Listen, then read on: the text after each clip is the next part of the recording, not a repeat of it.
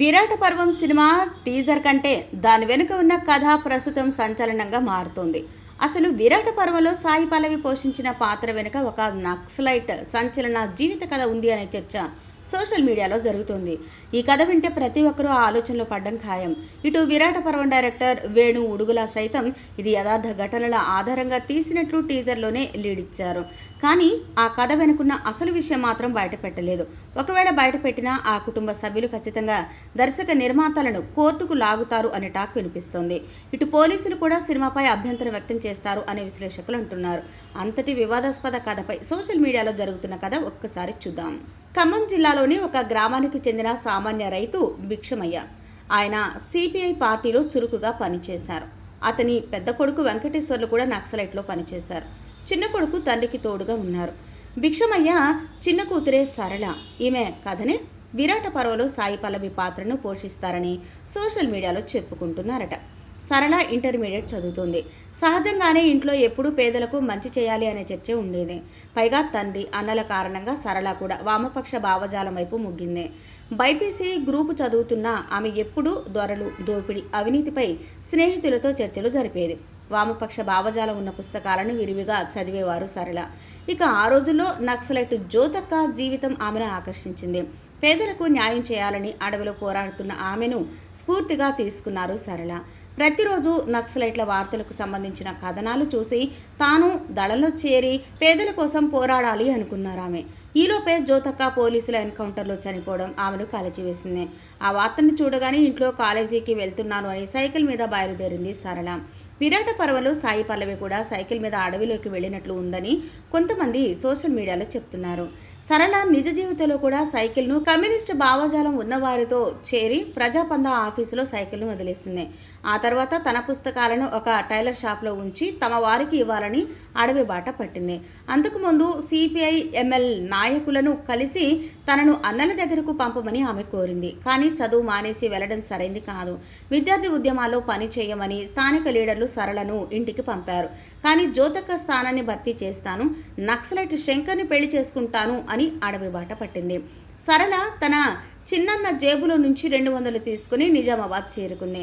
తర్వాత డిచ్పల్లి నుంచి సిర్నాపల్లి అనే గ్రామంలో ఒక మిలిటెంట్ను కలిసి నెల రోజుల పాటు ఆ గ్రామంలోనే ఉండి పేదలకు సాయంగా నిలిచింది.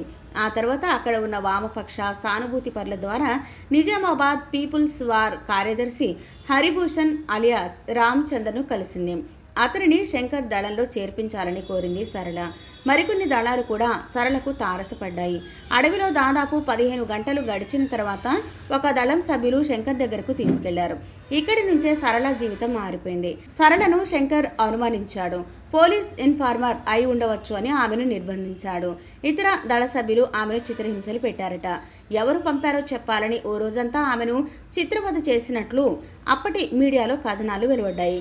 ఆ దెబ్బలకు తాళలేక సరళ మూర్చపోతే నీళ్లు చల్లి లేపి మరీ ఆమెను టార్చర్ చేశారని ప్రచారం జరిగింది. దీంతో వాటిని తట్టుకోలేక తనను పోలీసులు పంపారని ఆమె ఖమ్మం జిల్లా ఇంటెలిజెన్స్ పోలీసుల పేర్లు చెప్పిందని నాటి మీడియా కథనాల సారాంశం.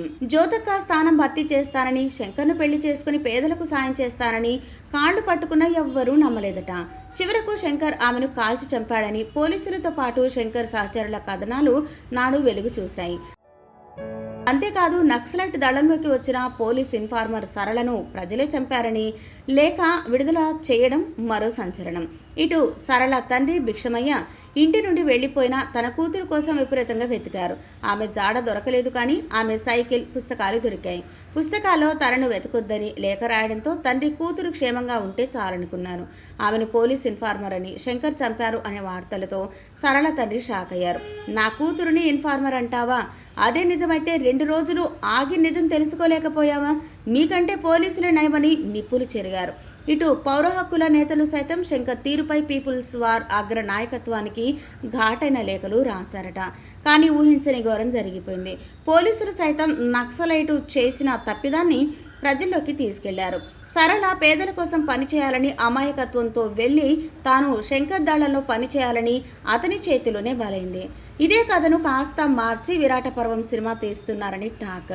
ఈ సరళ పాత్రనే సాయి పల్లవి పోషిస్తుందట. ఇక టీజర్లో సాయి పల్లవి సైకిల్ మీద వెళ్లడం ఎర్రబస్సులో ప్రయాణించడం చూసి ఇది సరళ కథ అంటున్నారు critics.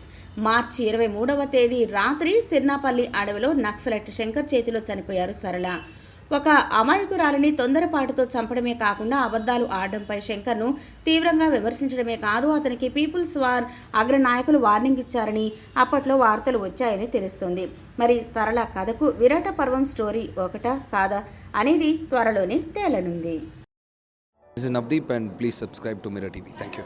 Hi everyone, please subscribe to Mirrors. Hi guys, please subscribe Mirror TV. Hi, this is Pradeep Machraju. Please subscribe to Mirror TV. And please do subscribe to Mirror TV. Hi, this is Noorun Sharif. I wish you all Mirror TV viewers subscribe to Mirror TV. Hello everyone, Namaste. I am Ankita Maharana. Please like, share, subscribe Mirror TV. Thank you. Hello అందరికీ నమస్తే, నేను మీ సవారి నందు. For a lot of interesting updates please subscribe to mirror TV.